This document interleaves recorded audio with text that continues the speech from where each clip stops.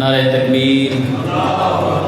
یک زباں ہو کے خالق کائنات کا نام انتہائی بلند ہے، بآواز بلند نعرہ تکبیر، نعرہ رسالت، نعرہ رسالت۔ اپنا محبوب نعرہ کوئی زباں خاموش نہ رہے، مل کے بآواز بلند نعرہ حیدری، حیدری۔ برائے تعجیل ظہور امام زمان علیہ السلام بآواز بلند تر صلوات۔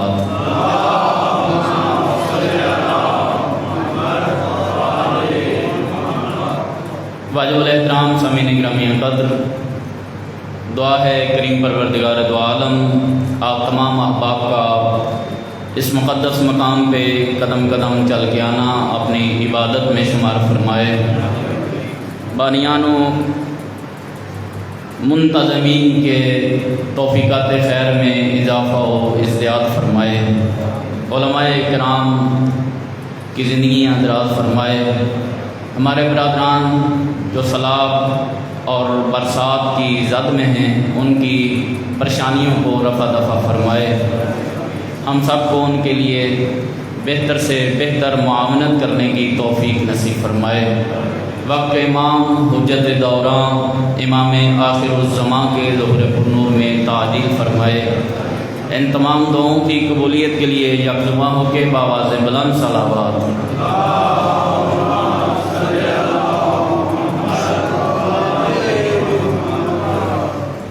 خداوند قدوس کا لاکھ لاکھ احسان ہے،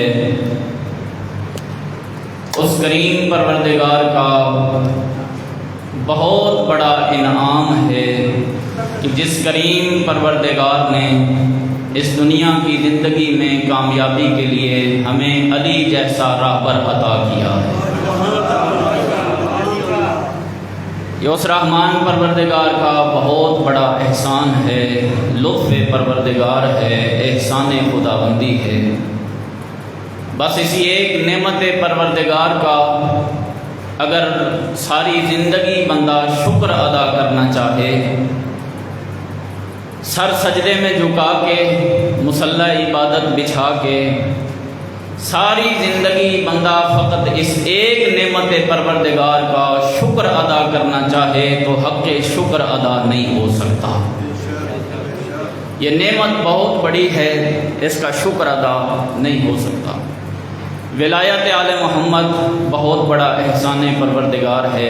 معصوم علیہ السلام ارشاد فرماتے ہیں، جو بندہ مومن ہم آل محمد کے فضائل میں سے کسی ایک فضیلت کو سنتا ہے تو یہ سننے کا اتنا مقام ہے کہ معصوم ارشاد فرماتے ہیں وہ رحمان پروردگار اس بندے کے کانوں کے گناہوں کو معاف کر دیتا ہے۔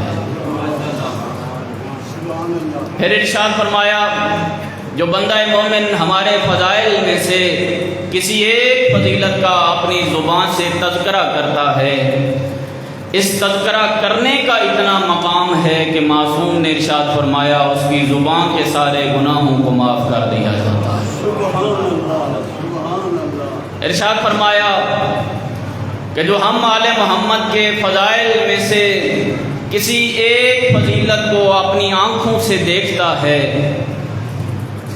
آنکھوں سے دیکھ کے پڑھتا ہے، معصوم ارشاد فرماتے ہیں اس کی آنکھوں کے گناہوں کو معاف کر دیا جاتا ہے۔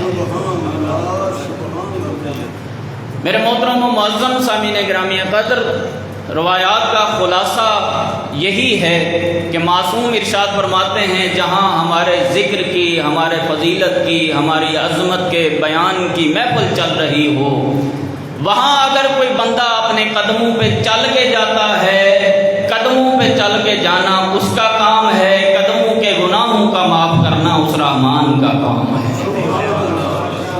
رحمان پروردگار اس کے قدموں کے گناہوں کو معاف کر دیتا ہے۔ نعرہ تکبیر، نعرہ رسالت، نعرہ حیدری، نعرہ سلامت رہیں۔ پھر ارشاد فرمایا کہ جو بندہ اپنے ہاتھ کے ساتھ ہم آل محمد کی کسی فضیلت کو لکھتا ہے، آل محمد کے فضائل میں سے کسی ایک فضیلت کو اپنے ہاتھ سے لکھتا ہے وہ رحمان پروردگار اس کے ہاتھوں کے گناہوں کو معاف کر دیتا ہے۔ اور پھر وہ کتنا کریم پروردگار ہے۔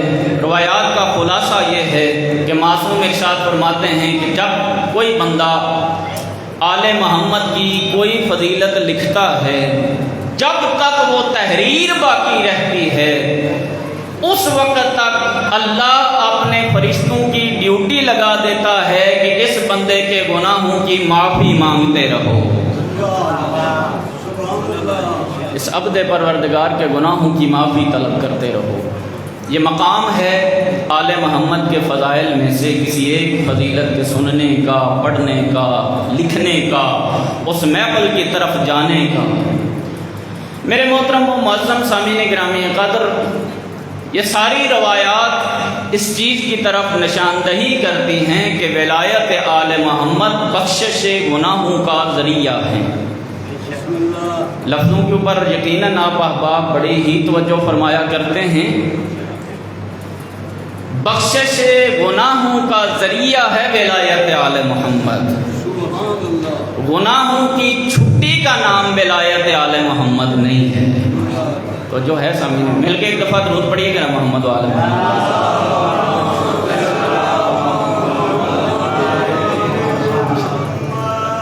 بر دیگر بآواز بلند صلوات۔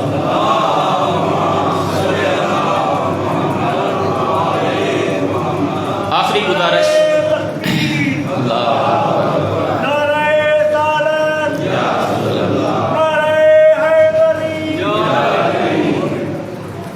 آخری گزارش کہ گناہوں سے چھٹی کا نام ولایت آل محمد نہیں بلکہ بخشش گناہوں کا سبب ہے، گناہوں کی بخشش کا ذریعہ ہے ولایت آل محمد۔ بالفاظ دیگر وہ روایت ہمارے مد نظر ہونا چاہیے کہ جس روایت میں حبیب کبریا نے ارشاد فرمایا تھا کہ ذکر و علی جن عبادت، علی حیدر کرار کا ذکر عبادت ہے۔ اور ذکر کے کئی مفہوم میں سے ایک مفہوم یہ بھی بیان کیا جاتا ہے کہ ذکر سے مراد ہے یاد رکھنا۔ مطلب کیا؟ مطلب یہ ہے کہ جب بھی تیرے اور میرے قدم گناہ کی طرف بڑھ رہے ہوں مجھے یاد آ جائے کہ میرے امام کا نام علی حیدر کرار۔